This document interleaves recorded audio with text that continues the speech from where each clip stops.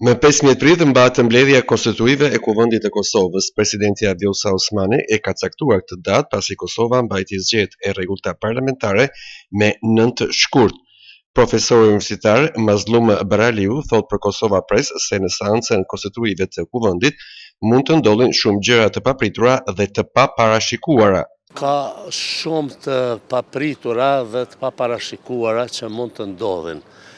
Për arsye në parë sepse rezultati zgjedhor i zgjedhjeve të fundit në Kosovë nga ana e votuesit ka orientuar edhe pozitën, pra atë koalicion qeveritar që ishte në qeverisje për 4 vjet, edhe opozitën e deri tanishme në një pozicion, pat pozicion, po të shpreheshim me fjalorin e shalt, ku mënyrën më themi milimetrike e ka matur dhe ka rezultuar meritën që kanë pasur gjithsesisht, mos meritën, që kanë pasur qoftë pozita, qoftë opozita. Pra, në këtë situatë që jemi, mund themi se ka shumë të papritura kjo seancë dhe ka shumë mundësi të cilat nuk i parashikon askush. Por ajo që do duhet ndodhur, nëse më pyetni që është interes të qytetarit të Kosovës sot,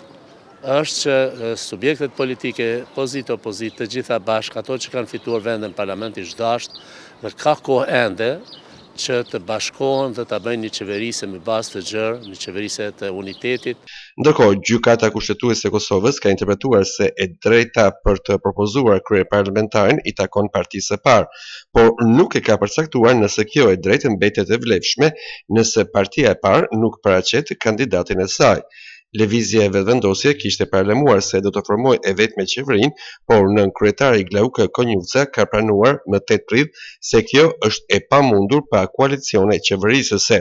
Për përgatitjen e kësaj seance është mbajtur një takim javën e kaluar nga kryetari i Kuvendit në detyrë Glauka Konjuca me liderët e partive politike. Të njëjtën dhe të premten deputetët e zgjedhur të legjislaturës së 9 janë regjistruar në ambientet e Kuvendit të Kosovës.